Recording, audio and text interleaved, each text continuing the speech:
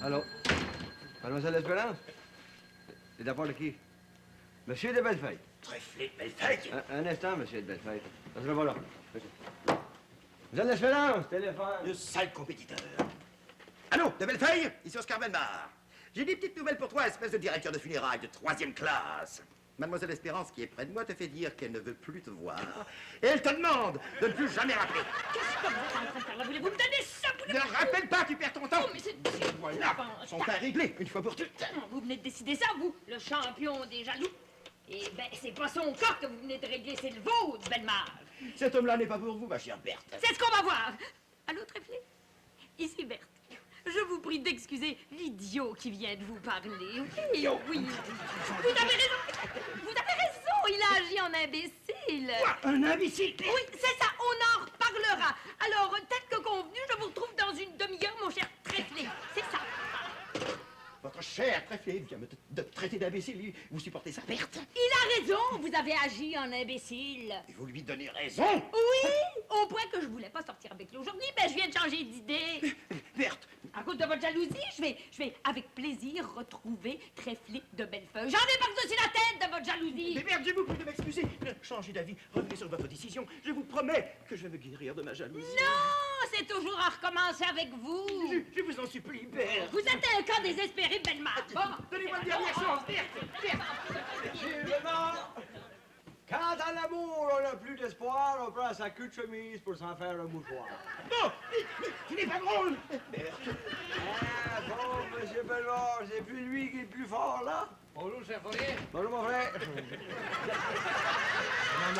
mon frère habillé en frère? Oui, ton frère habillé en frère qui remplace notre frère qui est frère. Tu remplaces notre frère Eugène? Ben oui, il m'en va aller travailler comme portier. Il y a Eugène, il s'en va en vacances. Ah, voyons donc, t'es pas obligé de porter une soutane de frère pour remplacer notre frère qui est frère, mon frère. Ah oui, j'aime ça, le soutane, moi. Pour ça, c'est... Pour rien, je porte la soutane d'Eugène. À part ça, si j'aime ça, là, je m'en vais rester là. Comment? Parles-tu sérieusement, toi, là? Comment, sérieusement? C'est pas pour rien que je porte la soutane de notre frère Eugène. Mais t'as rendu compte que si tu rentres chez frère, là, Oui. il va falloir que tu fasses le vœu de chasteté? Que c'est ça, le vœu de chasteté? Le vœu de chasteté? Oui. Moi, ce que j'expliquerai ça à lui. Attends un peu. Il y en a qui décident de se marier, puis il y en a d'autres qui décident de rentrer chez frère. Si tu décides de rentrer chez frère, à ce moment-là, il faut que tu fasses le vœu de plus vouloir te marier. Oui, mais pourtant, les frères et les sœurs se marient, elles. Les sœurs se marient. Ah, avec le bon Dieu. OK, mais les sœurs se marient avec le bon Dieu, je suis d'accord avec toi, mais les frères peuvent pas se marier avec le bon Dieu. Voyons là, le bon Dieu, c'est un homme. Pensez. C'est vrai, c'est le bon Dieu, c'est un homme. Les frères Hein? peuvent pas se marier. Ben, Hum. attends une minute, là. Les frères marissent? Avec qui se marissent? Avec qui Ouais. se marient? Oui. Voyons non, les frères maristes. Pas les frères maristes, ça, les frères maristes. T-E-S, maristes. Ah, de toute façon, c'est le nom qu'ils portent dans leur confrérie, ça, les frères maristes. Comme ça, les frères marissent, ils peuvent pas se marier. Ben non. Ouais. Mais ils sont pas chanceux comme les sœurs, hein? Si jamais tu rentres chez frères, vraiment, là, ils vont t'expliquer ce que c'est que le vœu de chasteté. De toute façon, moi, faut penser à une histoire, ça, les frères. Attends une minute, par exemple.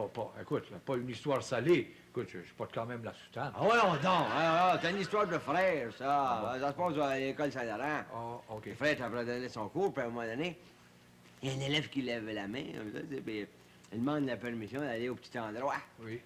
Le frère dit non, j'irai au petit endroit quand j'aurai fini mon cours, tu sais. Finalement, il finit son cours, puis là, il dit à l'élève, bon, là, vous pouvez aller au petit endroit, là. Le garçon, il dit, non, mon cas est réglé. Il dit, pendant votre cours, j'ai ouvert ma géographie en dessous de mon pupitre, puis j'ai fait pipi dans le fleuve, celle-là, là.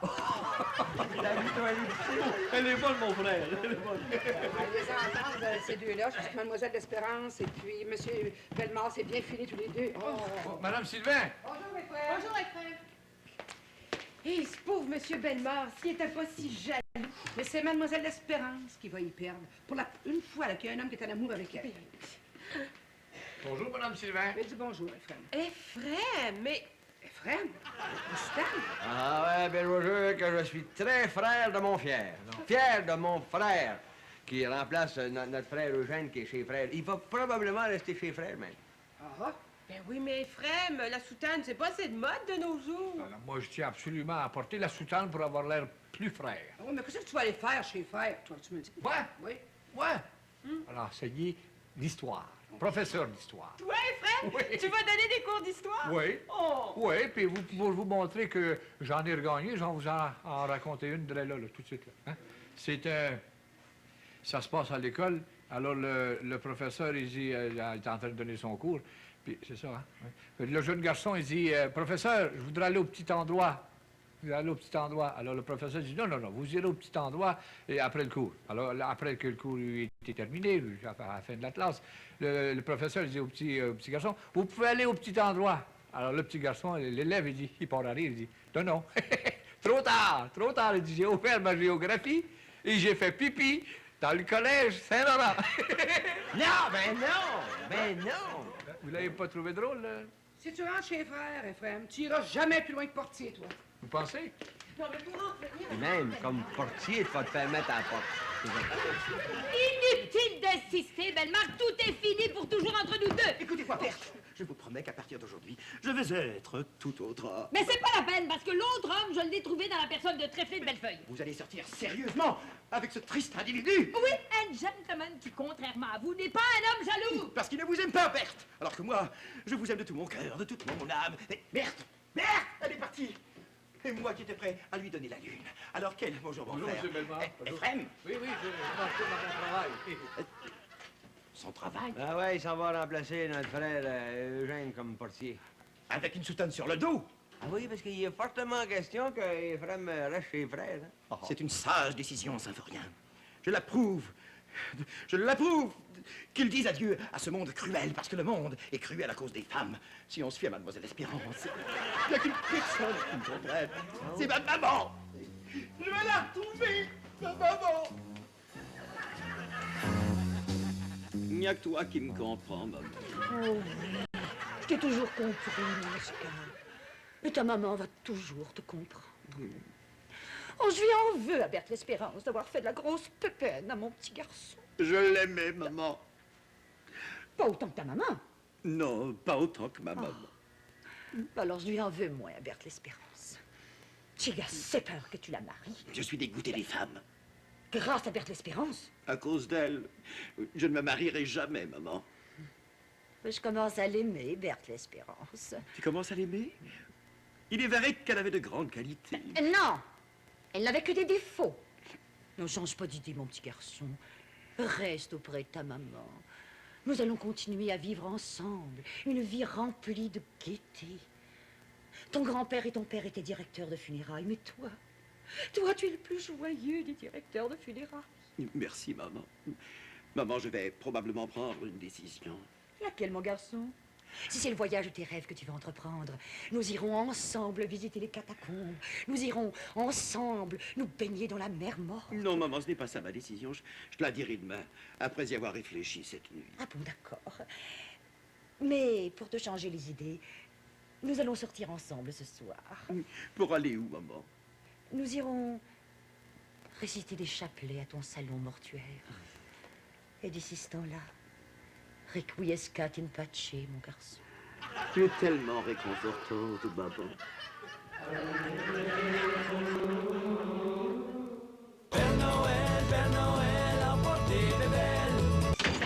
Ah, Madame Sylvain, j'en viens de Tréflé de Bellefeuille. J'ai jamais rencontré un homme aussi ennuyant que ça. Voyons, ça fait 3 soirs que vous sortez avec lui, Mademoiselle Espérance. Ben oui, pour mieux le connaître. Au début, j'ai été impressionnée par ses manières de gentleman. Mais à la longue, ça devient énervant, cette affaire-là. Mademoiselle Espérance par-ci, Mademoiselle Espérance par-là. Ça fait que je pensais qu'il était gêné. Mais en plus de ça, il n'y a aucune conversation.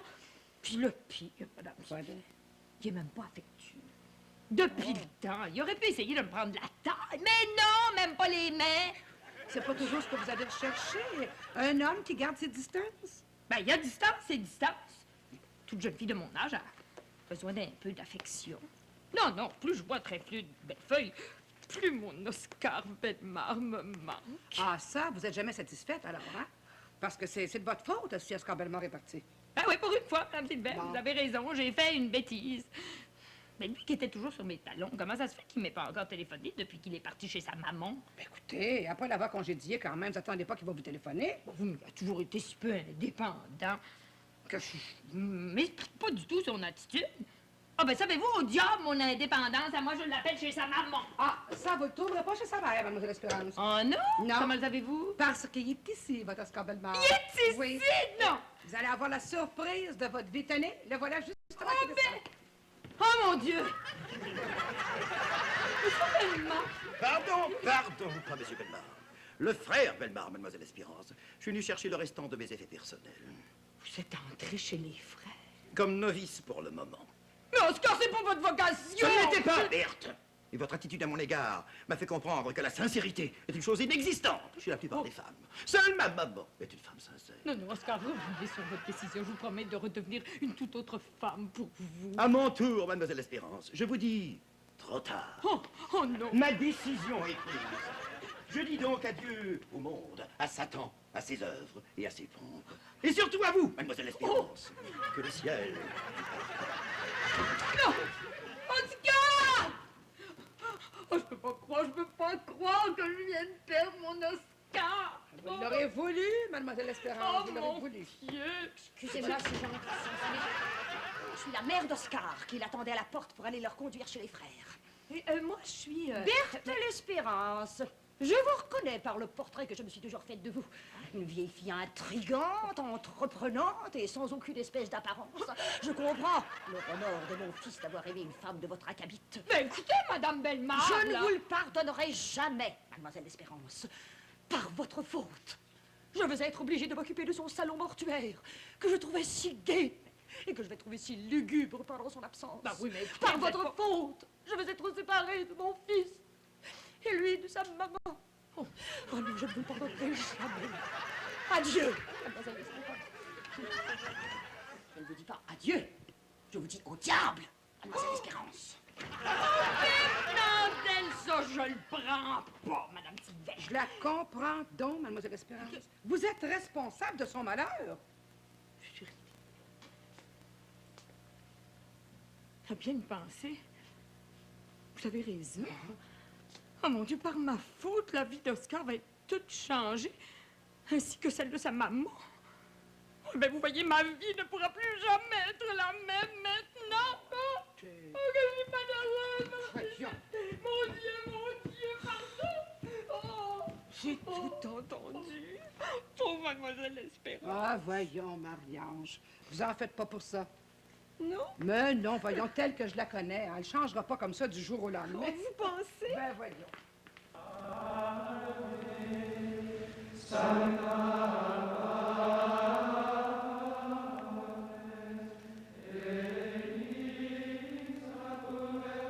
Et vous plaisez-vous chez frère Bellemare? Hein? Oui, sauf que la fenêtre de ma chambre donne sur le cimetière et que la vue du cimetière me fait ennuyer de mon salon mortuaire. À part ça, vous ennuyez pas, non? Quelquefois, lorsque je vais à gauche de la chapelle devant la statue de Sainte-Anne, qui par coïncidence ressemble à ma maman. Pourquoi vous ennuyez de votre maman? Allez prier à droite de la chapelle? Non, parce qu'à droite de la chapelle, je me retrouve devant la statue de Notre-Dame de l'Espérance. Ah, ça vous fait penser à Bert l'Espérance? Je ne veux plus entendre parler de l'Espérance. Ok, vous voulez pas en entendre parler? J'en parlerai pas. J'en parlerai pas. Vous ne direz pas que Mademoiselle l'Espérance veut plus voir Tréflet de Bellefeuille. Vous ne direz pas. Elle ne veut plus voir Tréflet de Bellefeuille. Alors, ni lui, ni aucun autre homme. Ah, ni aucun autre homme. Non, non, mais je vous le dirai pas. Vous voulez pas le savoir, vous ne le direz pas. N'en faites pas. Surtout, vous ne direz pas non plus que c'est elle qui m'a demandé de venir vous voir ici, qui m'a demandé de ne pas vous en parler. Je vous le dirai pas, insistez pas. Non, mais non, mais non, mais non. Ne me dis pas ça, Florian. Est-ce que il y a autre chose que je ne veux pas que tu me dises sur Mademoiselle l'Espérance? Venez pour l'info, pensez-vous que je vais vous dire que Mademoiselle l'Espérance s'ennuie de vous? Même si c'est vrai, jamais je vous dirai ça. Ne me dis pas que Mademoiselle l'Espérance s'ennuie de moi, Saint-Florian. Je ne l'ai pas dit. Hein? Non, tu ne me l'as pas dit. Je suis tellement heureux, Symphonie. J'avais l'air heureux. Henri m'a dit qu'il était tellement heureux d'être entré chez les frères, il pense même plus à Mademoiselle L'Espérance. Oh, pauvre mademoiselle l'Espérance. Mais elle n'est pas à la veille de l'oublier. Ah, ça. Écoutez, j'aurais jamais pensé que Mademoiselle l'Espérance, elle aurait été jusque-là pour oublier son Oscar Bellemare. Ben, voyons, figurez-vous, mes enfants, que Mademoiselle l'Espérance va nous quitter. Oh non! non. Oui, Mais nous quitter pour aller où? je vous laisse le soin de deviner. Oh, elle va marier Tréflier de Bellefeuille par dépit. non. Attendez. Elle va demeurer à l'extérieur de Montréal pour oublier Oscar Bellemare. Pas du tout. Je vous laisserai pas languir plus longtemps. Figurez-vous que Mademoiselle l'Espérance va rentrer chez les sœurs. Aïe, aïe. Chez les sœurs. Et les sœurs, tu parles de nouvelles renversantes, mais ça en est toute une. Madame Sylvain, je vois pas mademoiselle Espérance rentrer chez les sœurs. Écoutez, elle est déjà entrée chez les sœurs, puis ça n'a pas marché, vous le savez. Je sais, mais la connaissant comme je la connais, là, c'est inutile. J'ai eu beau lui parler. Elle veut pas revenir sur sa décision. Elle veut rien entendre.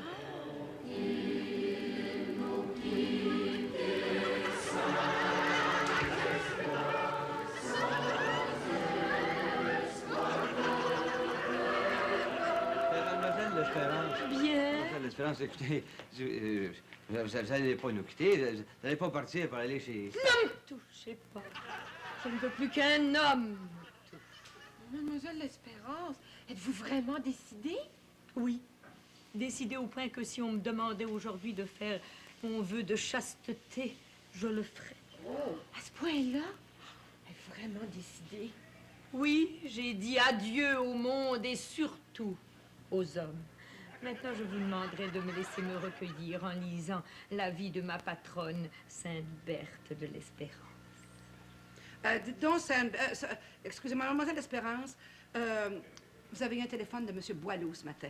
Ah oui? Oui, et puis elle a dit qu'elle allait vous rappeler. Ah oui, quand donc? Sainte Berthe, priez pour moi. Madame Sylvain, s'il rappelle, vous lui direz que je ne suis plus disponible. Mademoiselle Espérance, il y a aussi le directeur de funérailles, Monsieur Sans Retour, qui vous a téléphoné pour vous amener au théâtre. Ah! C'est jamais qui me rappellerait, celui-là. Sainte Berthe, aidez-moi. Marie-Ange, si Sans Retour rappelle, voulez-vous lui dire de me fiche la Sainte Berthe? Je veux dire, la Sainte Berthe.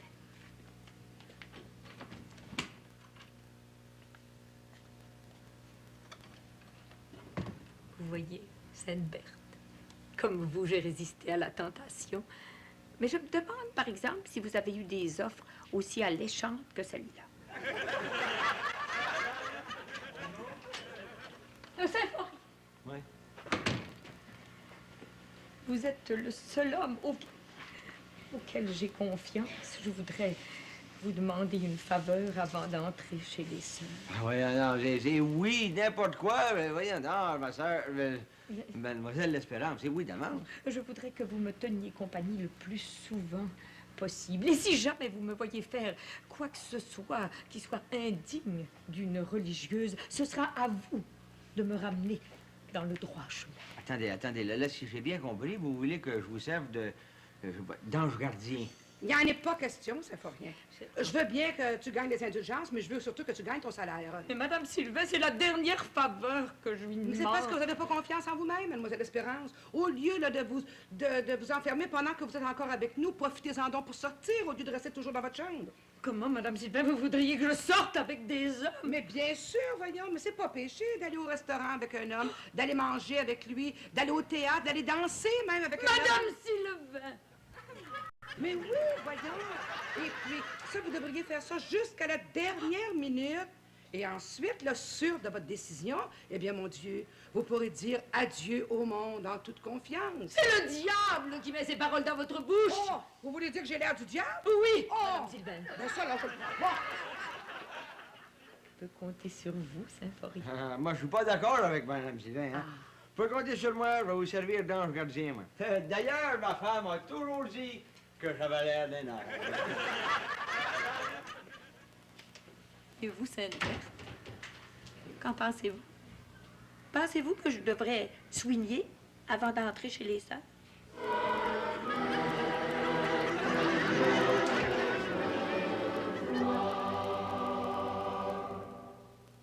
Où pourrais-je stationner ma voiture? Ah, je voulais vous apprendre une très bonne nouvelle. Mademoiselle L'Espérance a décidé de suivre votre exemple. Mais elle ne peut pas rentrer chez frère, hein? Fait qu'elle a décidé de rentrer chez sœur. Chez les sœurs? Non, il faut qu'il parle! Ah, ça va être une dernière conversation fraternelle. Oui, bonjour, monsieur sans retour. Oui, je peux vous parler, je suis seule. Ah non, vous n'êtes pas seul. C'est-à-dire que je sens la présence de... De votre ange gardien.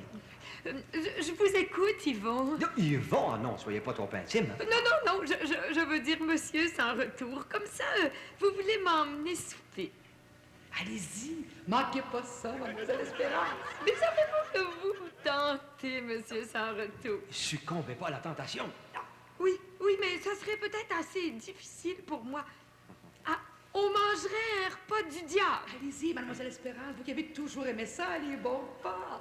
Oui, savez-vous, monsieur sans retour, j'ai toujours aimé ça, les bons repas. Ah, il faut faire des sacrifices. Pensez aux Hébreux dans le désert qui, pendant 40 jours, ont mangé de la manne. La quoi? De la manne. Écoutez, monsieur sans retour, je me sens vraiment comme si j'étais prise entre deux feux. Est-ce que je devrais pas? Vous devriez accepter, mademoiselle Espérance. Il est pas. Oh, toi, si tu disparais pas, là, je te mets à la porte. Ah, ben là, j'ai pas le choix, je vais disparaître. Monsieur sans retour, écoutez, c'est tellement difficile pour moi de me libérer. Je pense que je vais vous rappeler, hein? À tantôt. Oh, mon Dieu. Oh, madame Sylvain a peut-être raison. Je devrais peut-être en profiter. J'ai toujours raison, mademoiselle Espérance. Mais est-ce que je devrais pas? Oh, mon Dieu, quelle situation. Et frère, portez plus votre soutane.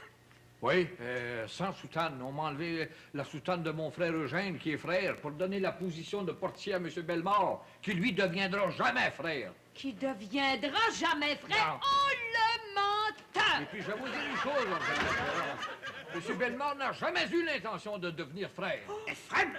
Ben, je lui ai dit. Dehors! Ben voyons donc. Je suis peut-être allé un peu trop loin, mais quand j'ai appris que vous aviez l'intention d'entrer chez les sœurs... Oui, j'avais l'intention d'entrer chez les sœurs jusqu'à ce que je reçoive un téléphone de monsieur sans retour, un directeur de funérailles qui n'est pas un menteur, lui. Non, mais tout comme Tréfil de Bellefeuille, c'est un sale compétiteur. Vous êtes un menteur, tout comme votre maman qui s'est prêtée à votre petit jeu. Mais si j'ai fait mentir ma maman, et si j'ai menti Berthe, c'était par amour, sachez-le. Madame Sylvain, vous avez entendu ça?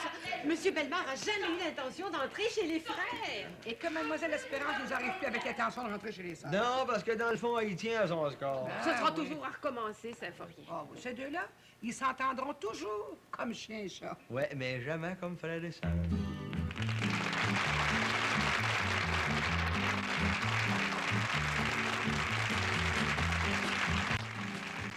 Ne manquez pas La planète des singes, tout de suite après la pause.